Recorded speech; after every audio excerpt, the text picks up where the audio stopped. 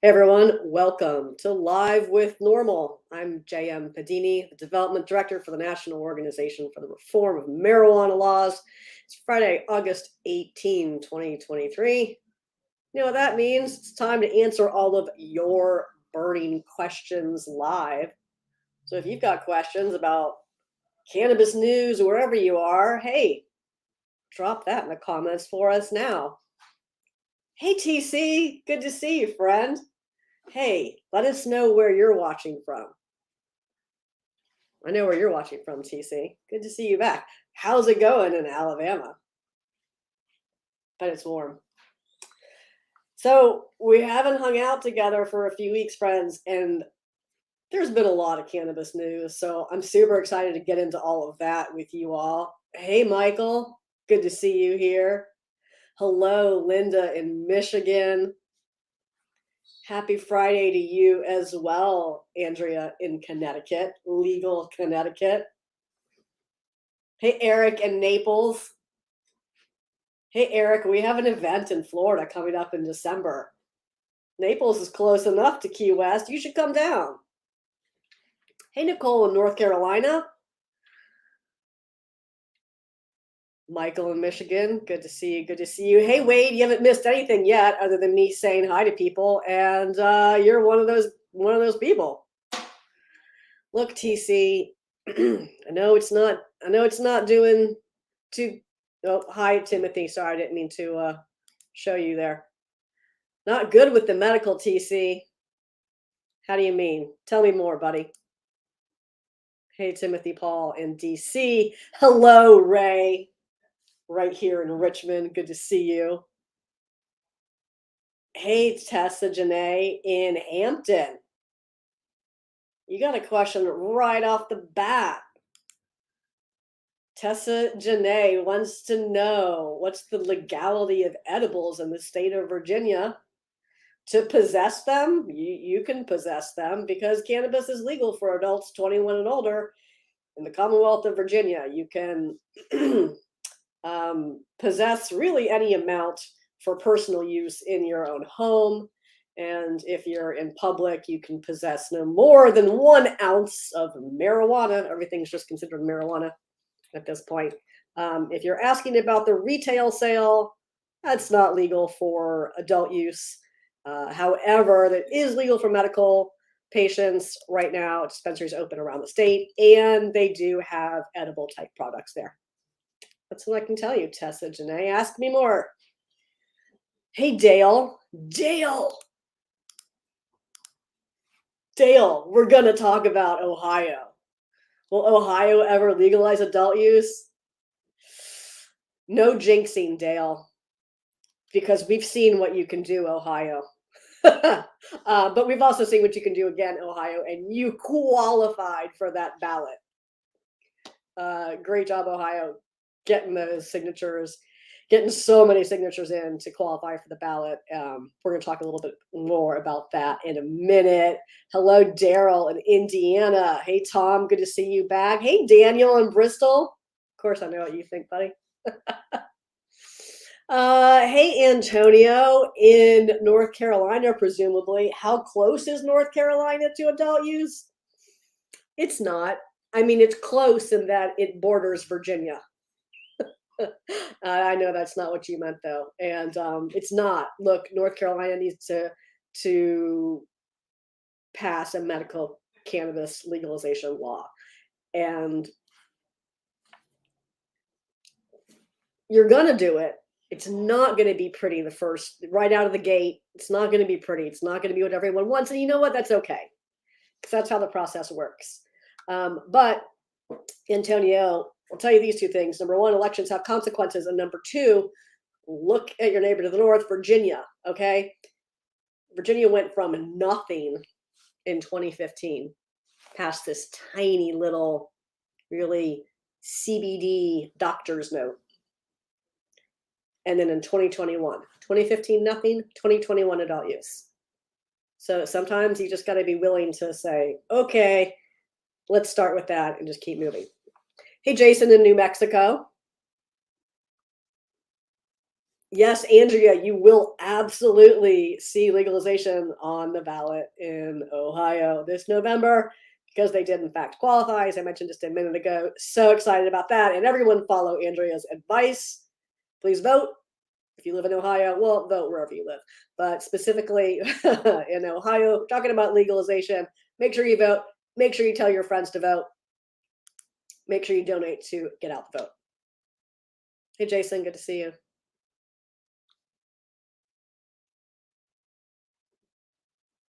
Yeah, Bobby's scheduling is something something special, isn't it? Hey, Charles in Utah. Charles, I hope you're connected with Truce in Utah. My good friend Christine leads that org and is just doing phenomenal work out there. Hey, Judy, any chance for Wisconsin?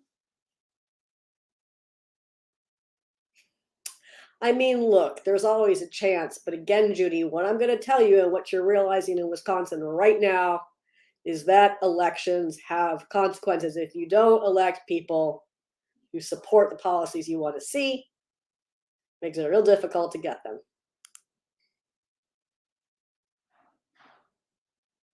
All right, Ted. Interesting proposal there. Hey, Fred. Happy Friday to you. Look, Daniel, all of our friends to the south and slightly west, surrounding Virginia, they're going to get there. They're just going to get there very slowly, very incrementally. And it's okay. We did that too. Have faith. Exactly, Alan. Exactly. Don't let the perfect get in the way of the good. That is such a problem in advocacy. Like, it's great to have principles and ideals and want to stick to them. But just to say, well, it's not perfect, so I'm going to take my ball and go stand in the corner, that's absurd. That doesn't keep people out of jail. That doesn't help people get access to safe, regulated products. Oh, I recommend that you get blocked. That's what I recommend. Thanks, buddy. Hey, Jason, in Texas, what about Texas? Is it a state? Yes. Is it a state where cannabis policy is moving quickly? Not really. Not at the state level. At the local level, there's been some incredible local reforms, particularly thanks to the work from Ground Game Texas, and of course, our chapter of Texas NORML, led by my darling friend Jax James. I hope you're connected with them. If you aren't, please do. Be Jason, texasnormal.org. Again, that's a perfect example of elections having consequences. Texas, you gotta elect people who aren't terrible on cannabis policy if you want to move the ball forward. I don't know what that means. Happy Friday, Lumpy. Haven't seen you here in a minute. Alan, I'm just gonna put that there and while I say hi to some more people. Hey, Sherry, good to see you, friend.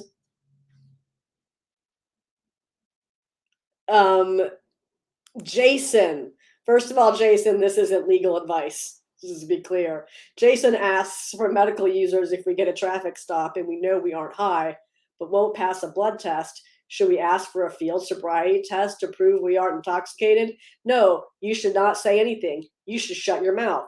Also, don't drive high and get an attorney. If you need one, you can find one at lawyers.normal.org. No talking. No talking. No talking. You can also download the NORML Freedom Card. If I had a producer for this show, then they would be dropping that link in the comments for you now. But it's just me today. So I'm going to very slowly and carefully see if I can find that without making things worse. I did find it. Oh my gosh. Holy moly. Okay, listen. I'm dropping it in the comments now. Please download, print out, and enjoy the NORML Freedom Card. It's going to give you some common sense advice. You can download the PDF and print it, and has, you can fold it or you can get the Avery template that it goes on.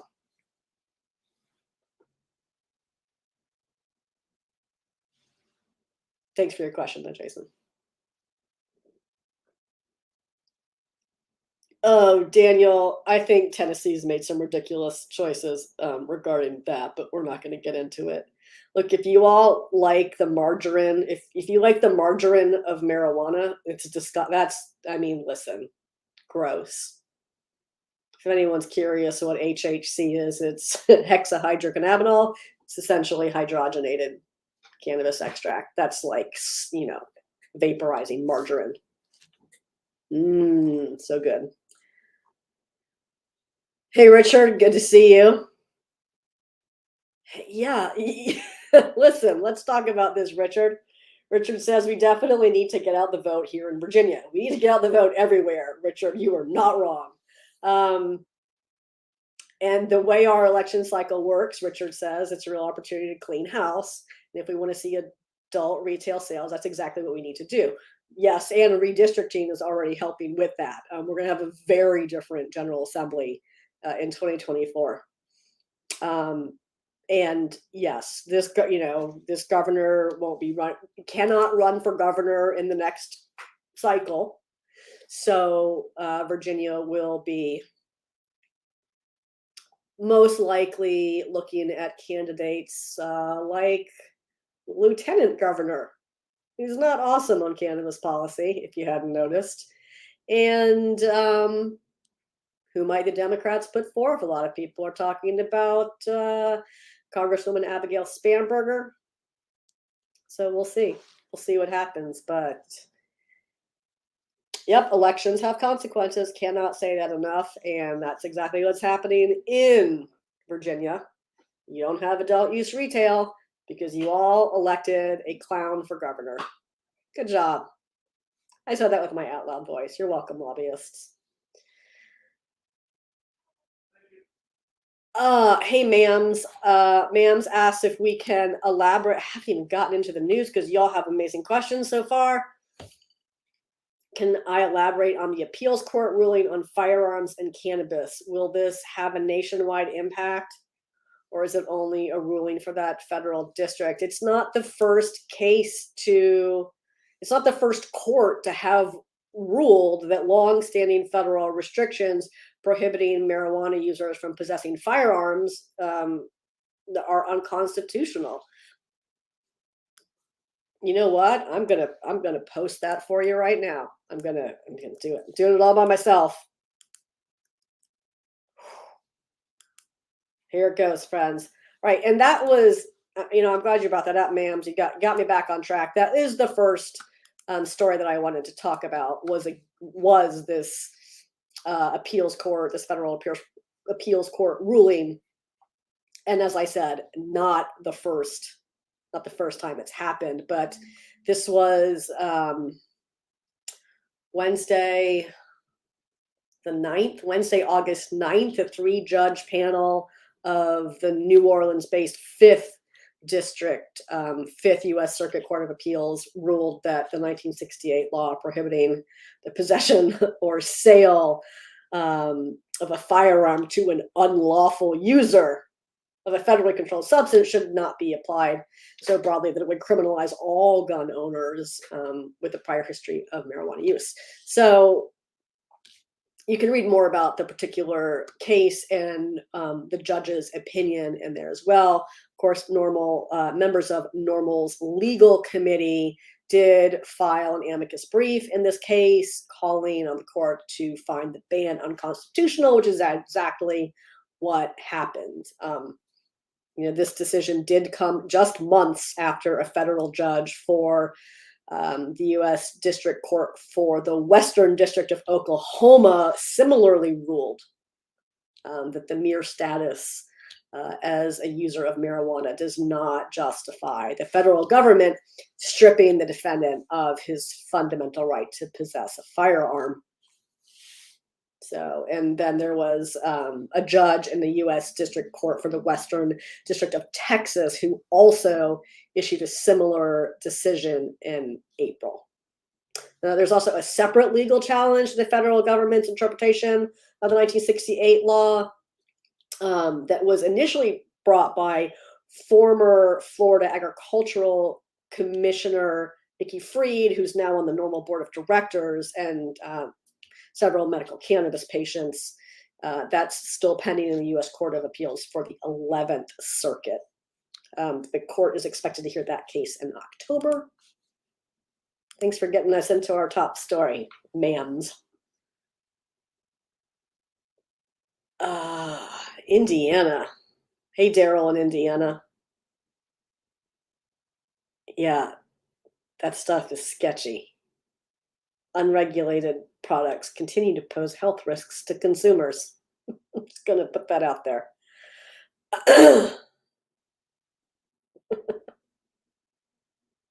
You need donors. All right, neat. Hey, Ellie, good to see you, friend. Hey, Christopher, good to see you too.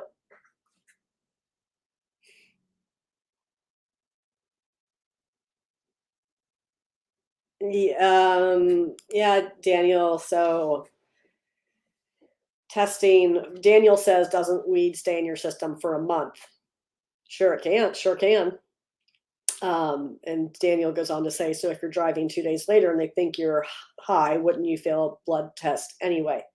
Yeah, possibly. At the end of the day, though, the problem with testing, whether it's blood or urine, is that the presence of THC or THC metabolites is not indicative of impairment. It's indicative of consumption, but that doesn't mean someone's impaired. It also doesn't mean someone has recently consumed. So Texas is sitting on the application. Next meeting is August 24th. Brian, tell me more what you're talking about. You're welcome, Jason. Yeah, Daniel, the current governor cannot run in cannot have consecutive terms. So he could disappear for 4 years and then run again. Hopefully Virginians will have remembered and learned their lesson.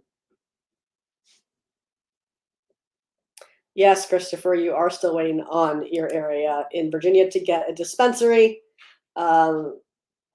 What's going to happen with the unlicensed district in the state of Virginia is that when the Virginia Cannabis Control Authority takes over regulation of the medical cannabis program, they will go through the process of reviewing applications and issuing a license. It's my understanding that they're going to open an entirely new request for applications. So we'll see. All right, Cruz, you're volunteering for Nebraskans for medical marijuana. Cool. If you want to connect, you can reach out to our policy team at policy@norml.org, policy@norml.org.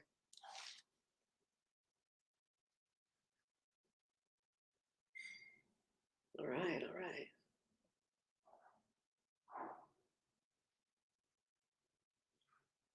Hey, Dwayne, good to see you.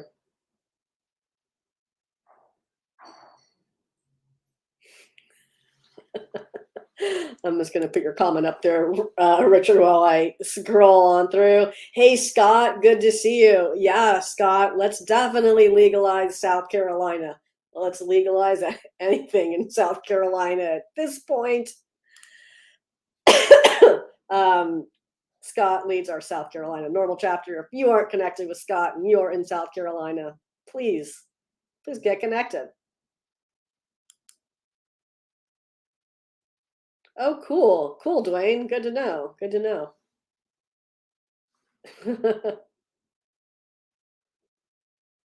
Oh, Texas has a new round, Brian. Got it. Thanks for letting me know. You're welcome, Daniel. Everyone wants a casino and a dispensary next to each other. Hey, Skyline, good to see you back. All right, Tucker. Tucker, you should talk to Brian. He's somewhere in the comments. I think you all might be on different platforms, though. I think Brian's watching on LinkedIn.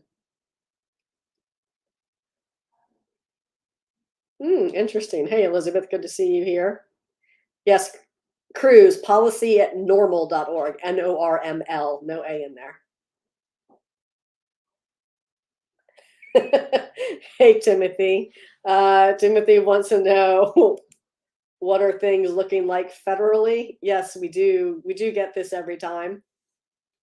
I would encourage you, Timothy Paul, to go to normal.org/act. You can take a look at the 4 action alerts that we have for pending federal legislation there. Very important is the Safe Banking Act. So let me see if I can just grab that for you real quick here and not break the live stream.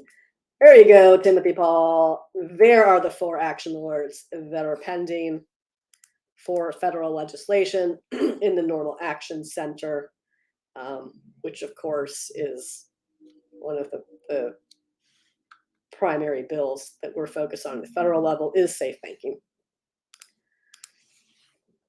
All right, let's get into some more of this stuff. You're welcome, Timothy. Hey, this will come as, I'm sure, no surprise to any of you, but we're going to talk about 2 recent Gallup polls. All right. Hey, John in Rich Creek, good to see you here. All right, first up, half of this is according to Gallup, recent Gallup polling. Half of U.S. adults have acknowledged having tried cannabis.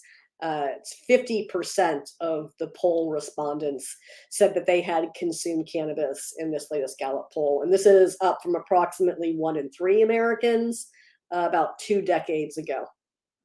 17% of the respondents to this latest poll identify themselves as current cannabis consumers, which is up from about 7% a decade ago. Oh, right, I'm supposed to do this because it's just me now. Look at me doing it. Humble, I love Gallup also. They do great work, and here you go. There it is. Sorry, it does weird stuff on YouTube. That's kooky.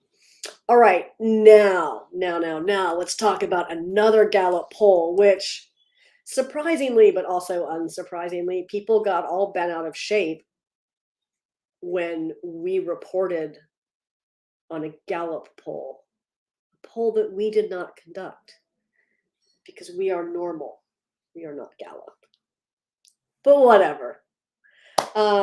Listen, this other poll came out just a little before the 50% one that we talked about. Good news in this poll, this other Gallup poll, a majority of Republicans support legalization, which probably comes also as no surprise to you, but the partisan divide remains and it's continuing to grow. That's something else that's highlighted by these data, as Gallup reported. So you can take a look at it yourself, consistent with prior surveys, including those from Gallup. The poll did reveal greater support for legalization among those who lean Democratic. Overall, 83% of Democratic-leaning respondents endorsed legalization as compared to only 55% of Republican-leaning respondents. And if you read the article, you will know that the poll did not survey attitudes of independent voters. That's the first thing someone commented. Oh, you didn't ask the libertarians. We didn't ask anyone because we aren't Gallup. But again, this kind of points out some of the obvious, but the really good news from this survey in particular is that 55% of those Republican-leaning respondents did endorse legalization.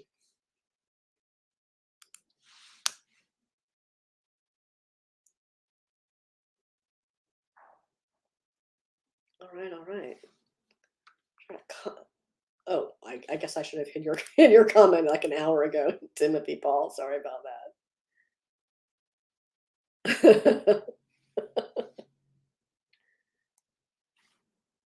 Do I think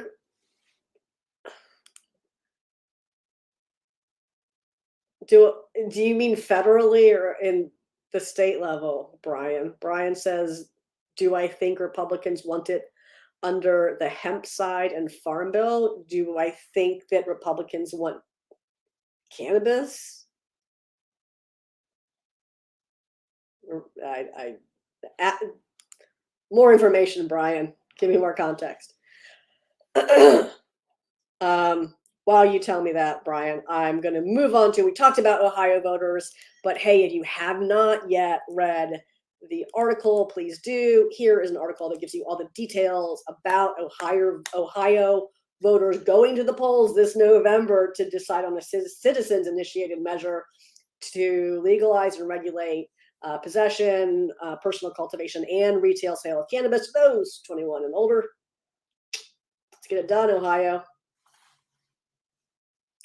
Cruz says Republicans want hemp. Cool. Hemp's legal in the United States.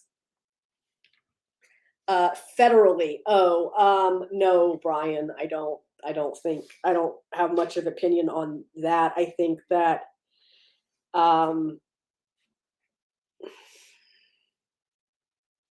look, as you and I have often discussed, it's incumbent upon Congress to pass legislation that removes marijuana from the Federal Controlled Substances Act and essentially get out of the way of states. Most states already set their own cannabis policies, and removing marijuana from the Federal Controlled Substances Act would ensure that states can continue setting their own cannabis policies without the threat of federal interference.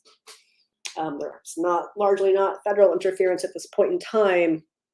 So why are we keeping this wacky prohibition law in the books? Oh, because it's super fun to make money off of criminalizing people. It's convenient. It makes a lot of money. We pretended like we outlawed slavery. We keep marijuana illegal. I encourage everyone to read the new Jim Crow if you haven't yet.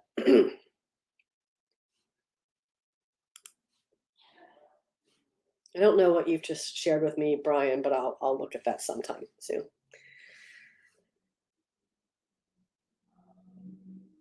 Oh, Aaron. So Aaron says, in Gatlinburg, Tennessee, there are several shops where they sell flower, edibles, cartridges, etc. They're all advertised as THC. Are they lying? Asks Aaron. Cannabis is illegal in Tennessee, isn't it? Asks Aaron. Correct. It is not legal for adult use retail in the state of Tennessee. So what are you seeing advertised? Who knows? Well, what they presumably are calling it is hemp. But what is it? That's the thing, Aaron. When products are sold outside of a regulatory model, you don't know what's in it. Gross. So really, who knows, right? And before y'all come at with me, but there was a QR code or there was a certificate, it doesn't mean anything either. Unless it's from an accredited laboratory that is also regulated by some authority, it doesn't mean anything.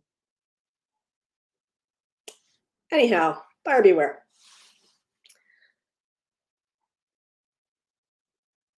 Okay, this is very. I'm going to read your comment here, Antonio. Antonio says, speaking to prohibition at the federal level, how is it the U.S. needed an amendment to prohibit alcohol and another to legalize it, but there's no amendment to criminalize marijuana? Antonio goes on to say, while I understand the Single Narcotics Convention of 61 plays a role, but that should only affect international obligations, not the day-to-day activities of American citizens. Just a thought. Well, I think what you would look at is specifically the Federal Controlled Substances Act and the addition of marijuana to the Federal Controlled Substances Act. But we do need Congress to act and to remove marijuana from the federal CSC. Wendy, hey Wendy. Wendy says, is there even a glimmer of hope that Texas will wake up? Yes, Wendy, there is, because Texas has a medical cannabis program. I know that Texas's medical cannabis program started off initially very much like Virginia's, very much like Georgia's, and many people still refer to Texas's medical cannabis program as low THC. It's not really. Not when it comes to edible type products. So it's not perfect, but it's somewhere. If you aren't already involved, Wendy, with Texas NORML, please get involved.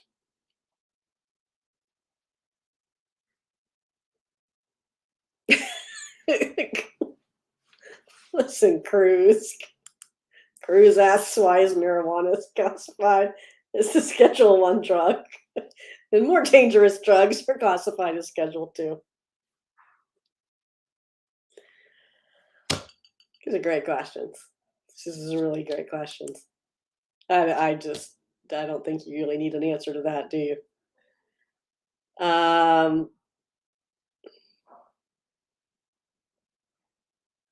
Yeah, thank you, Daniel. Exactly, TC. Who knows? Who knows what it is? Which do I believe will be the a lot of people like this question.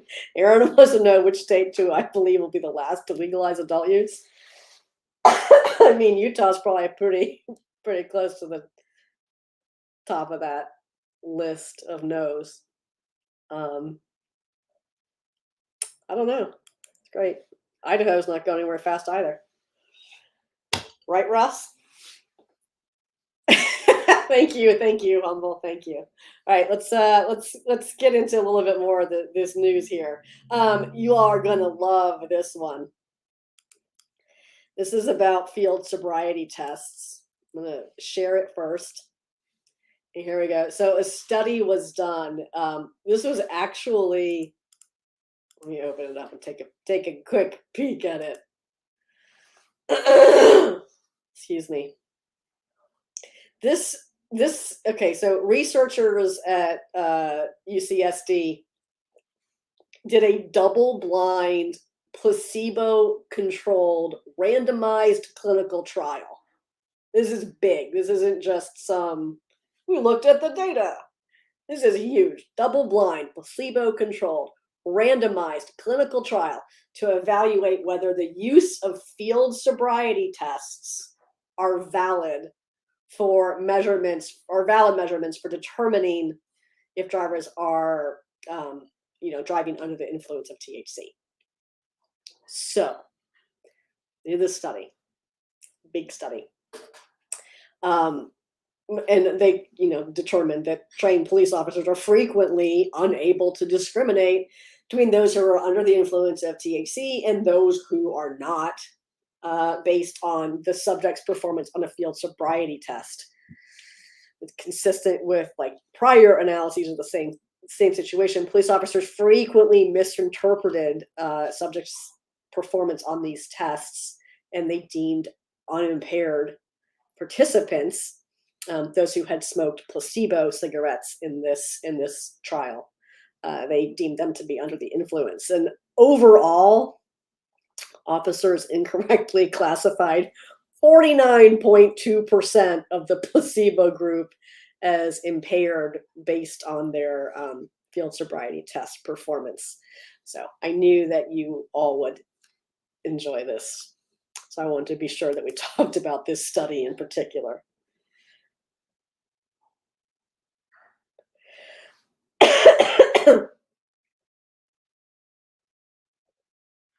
Oh, that's it. Yeah, we hear that a lot, Humble.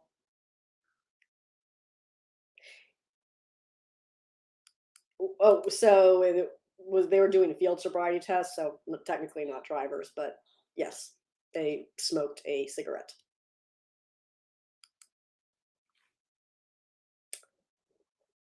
All right, what else are we going to get into here? Oh, this is something we reported on this week. we've done a little bit. Isn't a new topic. We've had a number of these over the past year, but there was an analysis done where investigators assessed the relationship between cannabis use and the risk of heart attacks.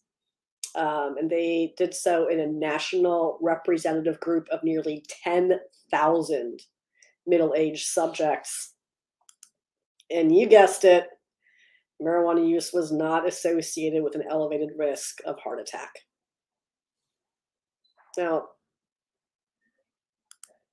cardiovascular complications or issues are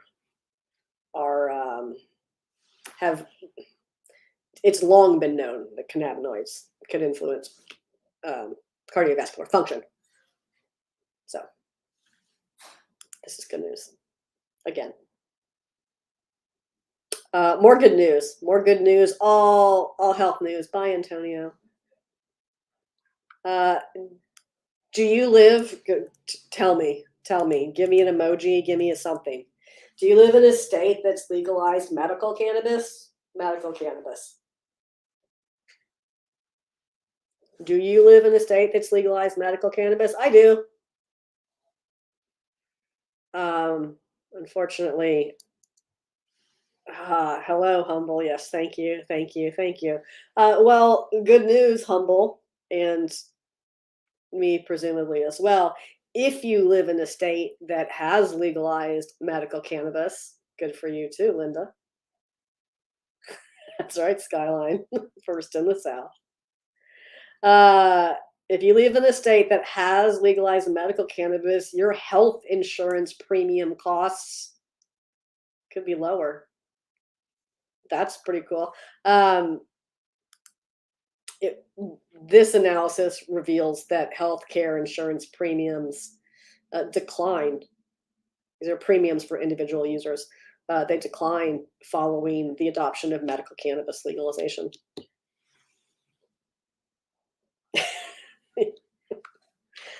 Oh, Wendy, you live in a state with select people that qualify. You're in Texas, right? Oh, Texas, going to Texas. Where's the link for that? We're not even talk about that because I didn't put a link here. Okay, I'm going to tell you one more thing, and then I'm going to have one that's going to have you all rolling on the floor. Okay, so in New Hampshire, their Republican governor, Governor Sununu, signed legislation into law that establishes a legalization task force, like a study task force, and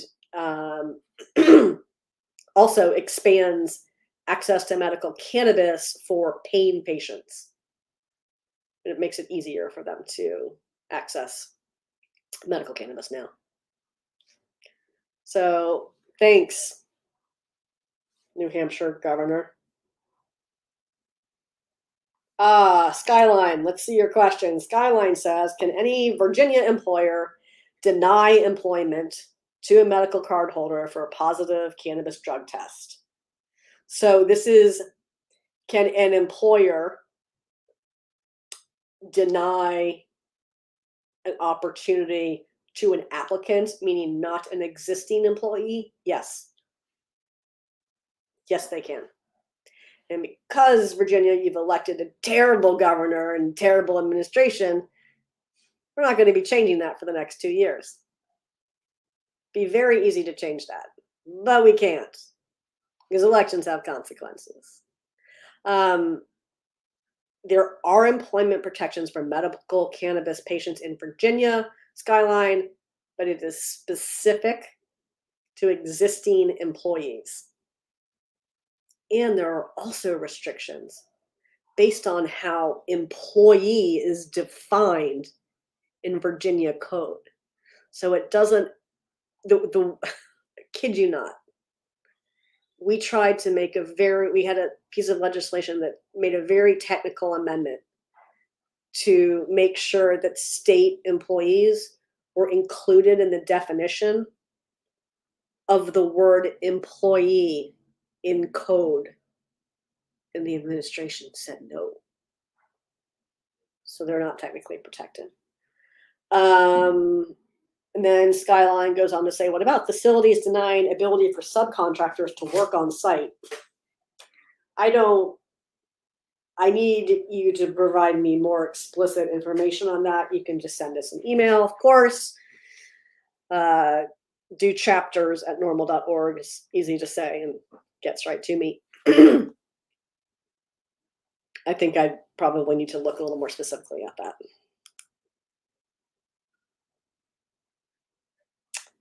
Richard, yes, absolutely. Richard says, I'm on Medicare and my provider is aware of my medical certification. It'd be nice if I had coverage on my drug plan, but that would probably require federal legalization at the least. Yes, there could be some state level mandated coverage, but again, that's not going to happen in Virginia anytime soon. Yes, Dwayne, it was under the Northam administration that we passed the legislation providing employment protections to medical cannabis patients. However, it is only to employees, not to applicants. And as I just mentioned, there's a little bit of issue with the way, with what the codified definition of employee includes. All right. Gosh, I can't wait for you to read this one. This one's wild. This is not our story. This is a local news outlet posted this, and it's pretty incredible. Okay, listen. This is in Florida. Of course it is.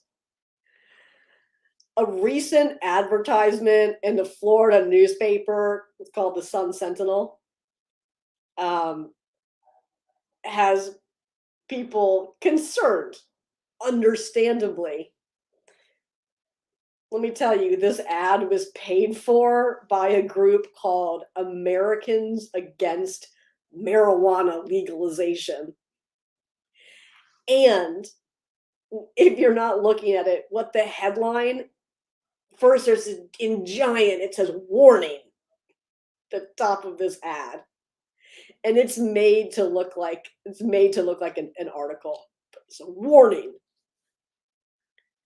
Mass murder and marijuana use go hand in hand. Sorry, what? Bold. So bold that the local news had to report on it.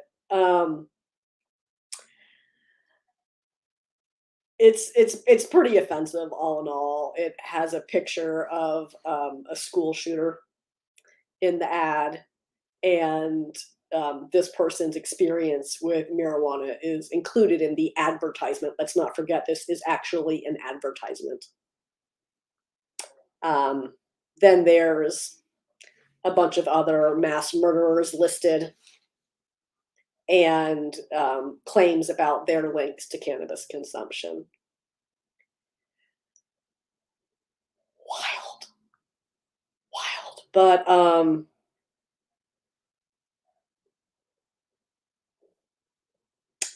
yeah.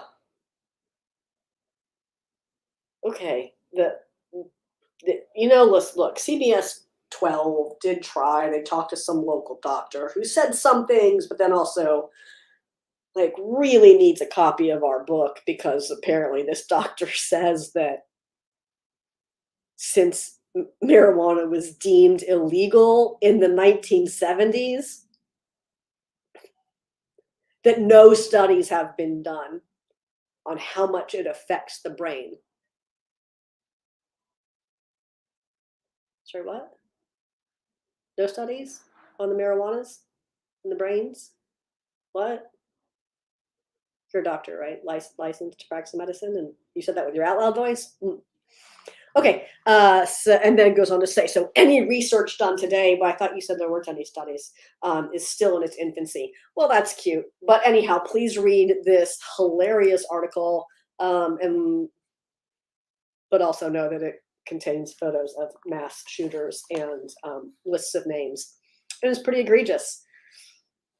I don't know why a newspaper would agree to run an ad like that. Super offensive. But there it is. Back to your question, Skyline, about employment in Virginia. Yes, once you are employed, if you're a medical cannabis patient, then they would have to essentially show that you were impaired or that something happened as a result of your medical cannabis consumption in order to terminate you or to take adverse employment actions against you.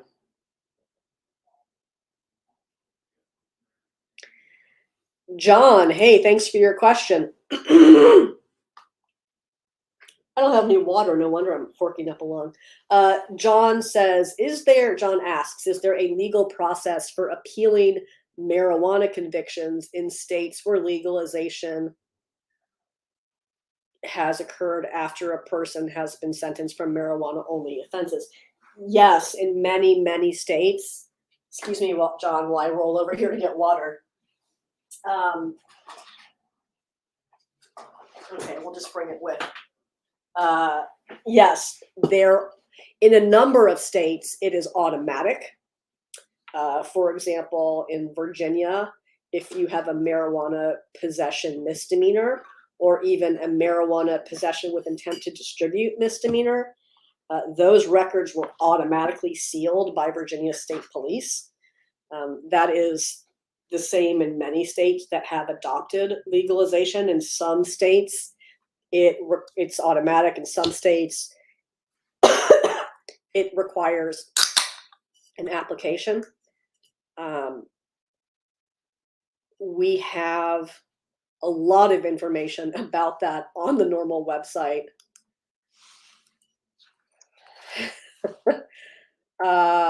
And I'm going to do my best to both pay attention to this live stream and look for information, expungement resources for you, John, on the NORML website. Otherwise, go to norml.org and just put the word expungement in the search bar, and you will see it. There are a number of states that have enacted such measures. You can also send us an email at chapters@norml.org. Okay, so hey, John, I found something that I can share with you. Now, this is a report from 2022, from the end of last year. So more states have been, yeah, just general question. Yeah, that's fine. Here's the report, John. You can take a look at it. It highlights state efforts providing expungement relief to millions of Americans with low-level cannabis convictions.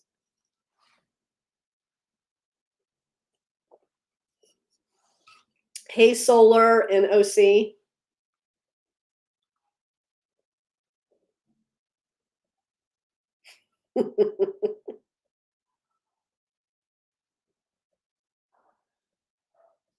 Yes, Wendy, that was some serious reefer madness. All right, friends, I'm glad I got to the water, at the end of the show. Hey, I have this sitting right here, and I'm so glad it's, John, it's actually, it's not. It's peach today. I like strawberry scented. It doesn't really taste like strawberry. It just smells like strawberry. It's sparkling water, but this one is peach because they were out of strawberry. It's not an adult beverage.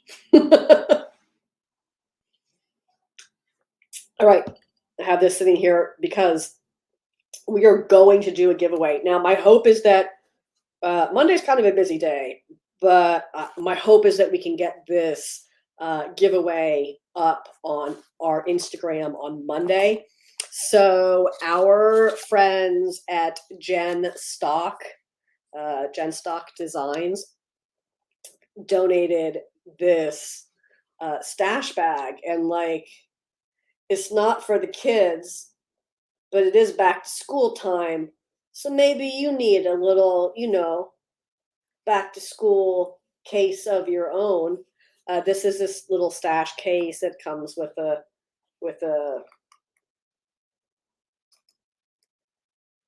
It is a carabiner. With a carabiner so you can attach it to something else. It's a nice little smell-proof bag. It has a little pocket in there. I see Jen included some swag in there, some rolling papers, and a bottle opener as well. We're probably going to fill it up with some more swag, but this is super nice and attractive and probably just the right size to fit in your own bag. So thanks to Jen Stock. You can check them out at genstock.com, Genstock, genstock.com. And you can find them on socials at Genstock Designs.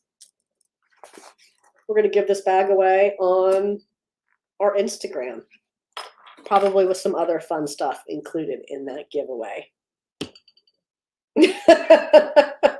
I see you, John.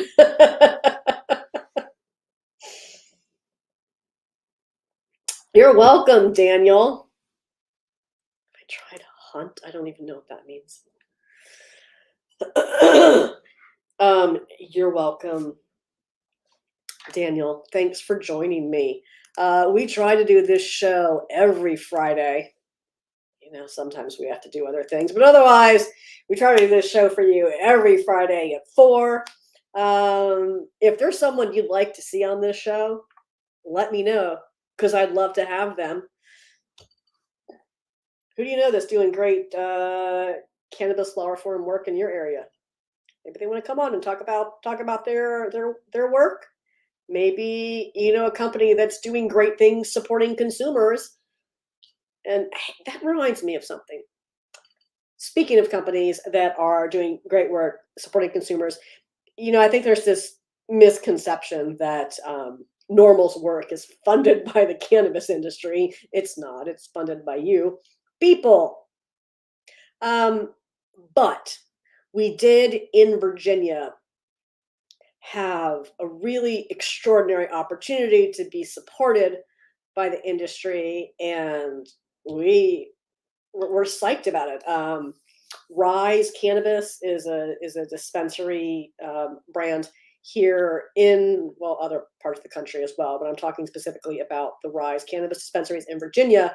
They have a program called Roundup, and when you go to make a purchase, you can, just like it sounds, round up to the next whole dollar amount, or, you know, however many other dollars you want to throw in there, and it benefits a local charity. Now, in Virginia, the local charity is the Virginia chapter. So thanks to Rise for not only supporting the work that Virginia NORML does, but more importantly, supporting the only organization that is fighting for the rights of their consumers. If your favorite cannabis brands, stores, product brands, if they aren't all in on supporting your rights, ask them why. Like, it's one thing to slap a sticker on a product that says it gives back to some vanity project. It's another thing to chip in and support the organization that for over half a century has been fighting solely for the rights of responsible cannabis consumers. I'd love to talk to that brand. If they aren't yet supporting NORML, they should be. And they can talk to me and we can make that happen. Thank you to Rise for making that happen. And be sure to round up whenever you go there. Thanks, John. Appreciate it. Appreciate it. Dwayne, yeah, reach out to us. Sure, sure. Okay, Kelly, I know Dan just fine. Thank you. That's funny.